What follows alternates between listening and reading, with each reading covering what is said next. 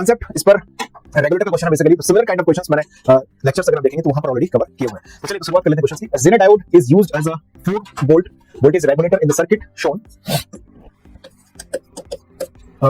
shown given that diode requires a minimum current of 4 milliampere for voltage regulation. Okay, the maximum current in milliampere permitted to flow through the load RL is rounded off to 1 decimal place. आपको बताना है यहाँ पर कि जो Jenner diode है वो as a regulator यहाँ पर यूज किया गया है, वोल्टेज रेगुलेटर। मतलब आप बोल सकते हैं कि V ऑफ जेनर डायोड जो है वो 4 वोल्ट रखा जाएगा कांस्टेंट। ओके, और आपको बोला गया है कि जो डायोड में मिनिमम रिक्वायर्ड करंट है, हम इसकी बात कर चुके हैं दोस्तों ऑलरेडी। मिनिमम रिक्वायर्ड करंट होता है नी करंट।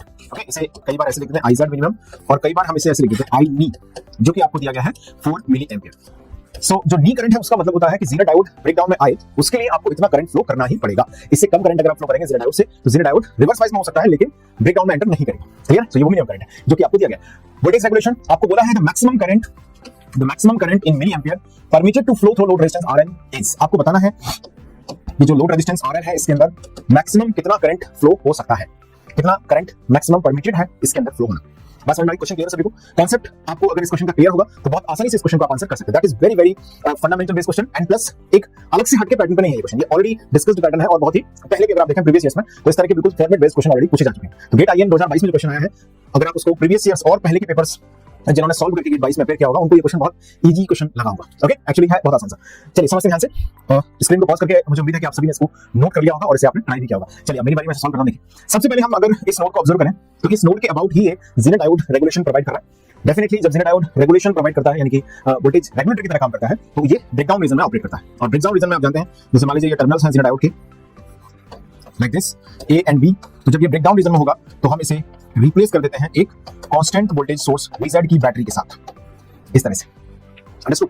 तो आप यहां पर सीधा ऐसे समझिएगा कि हम यहां पर बोल रहे हैं कि ये वोल्टेज जो है वो VZ यहां पर ड्रॉप होगा तभी ये रेगुलेशन हो सकेगा। ओके, वोल्टेज रेगुलेशन बना रहना चाहिए, ये क्वेश्चन में मेंशन किया गया है स्टेटमेंट पर और आपसे पूछा है कि मैक्सिमम कितना करंट इसमें आ सकता है। क्लियर सभी को? तो एक बात तो हमने समझ ली कि यहां का जो वोल्टेज है वो प्लस माइनस VZ ही रहने वाला है, पहली चीज। दूसरी बात हमें यहां से समझनी है कि जो सोर्स करंट है, जो यहां से करंट चलेगा ये IS, वो ऑब्वियस है कि यहां पर आके इस नोड के अबाउट दो पार्ट में डिवाइड हो जाएगा। एक करंट चला जाएगा इधर जो कि लोड करंट बन गया, ओके, और एक करंट चला जाएगा यहां पर जेनर डायोड में जिसे हमने बोला जेनर करंट। सो अगर मैं इस नोड के अबाउट सपोज आपने बोल दिया नोड A है, ठीक है, अगर इस नोड के अबाउट अगर मैं किरचॉफ्स करंट लॉ अप्लाई करूं like KCL at node A, समझिएगा ध्यान से, बहुत बेसिक ऑब्जर्वेशन है। IS current is equal to what, क्या आएगा बोलो, IZ प्लस IN।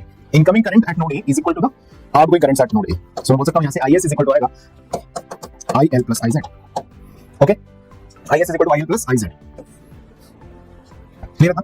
अब देखिए ध्यान दीजिए, हम एक चीज जानते हैं कि यहां पर जो सोर्स दिया गया है IS उसकी वैल्यू में कोई उठापटक चेंज नहीं किया गया। बेसिकली करंट यहां पर चेंज होता है लोड का।